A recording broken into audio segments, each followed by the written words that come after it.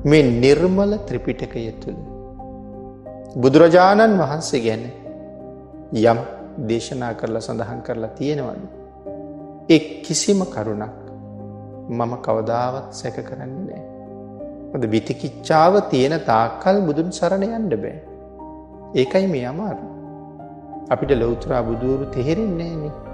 මහා කල්ප අසංඛ්‍ය ගණන් පාරමිතා පුරපු උත්තමයන්ගේ හැකියාව පෘථග්ජන මනසට කවදාවත් වැටහෙන්නේ නැහැ. ඒ හින්දා අපිට සැක උපදිනවා. ඒකටයි විතිකිච්ඡාව කියලා කියන්නේ.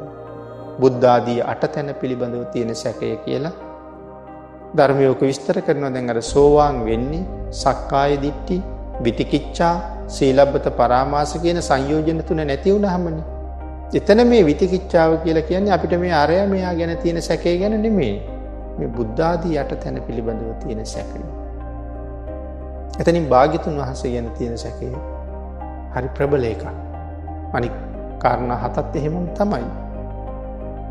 ඉතින් සමහර අයට භාග්‍යතුන් වහන්සේගේ ශරීර ප්‍රමාණයේ සැකයි, සමහර අයට ශරීර වර්ණයේ සැකයි, සමහර අයට කාය ශක්තිය සැකයි, සමහර අයට සර්වඥතා ඥානයේ සැකයි. මේ වගේ සැක උපදිනවා. මොකද අපේ දුර්වල ලාබාල මනසට අර වාගේ මහා කාරණා දරා ගන්න බැරි කොට එහෙම වෙන්න පුළුවන්ද කියලා තමයි අපිට හිතෙන්නේ. අමතකයි මේ අහස මහ පොළොව කම්පා කරව දන් දීපු මහ බෝසත්වරු ඒ සියල්ලේ අග්‍රඵලයේ ලබාගෙන උපදින අන්තිම ආත්ම භාවයේ කොහොම වෙයිද කියන එක අපිට අමතක වෙලා තියෙනවා. වෙස්සන්තර මහ රජු දන් දෙන වෙලාවේ මේ යදුන් 2,40,000ක් ඝනකඩ මහ බොල් පොළොව කැළඹුණා කියලා කියහම අපිට තේරෙන්නේ නැහැ මේ පොළොව කෙනෙක් දානයක් දෙනකොට මේ පොළොව සැලුනේ කොහොමද කියලා.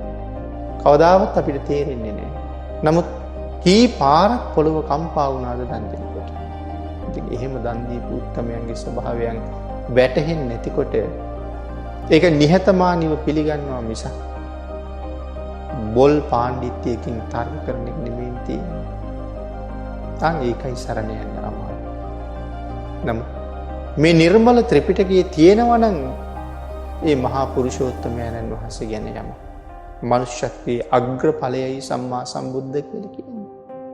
උන්වහන්සේ ගැන යමක් තියෙනවා නම් අල්ප මාත්‍රයක්වත් මම සැක නොකර භාග්‍යතුන් වහන්සේ සරණ යනවා.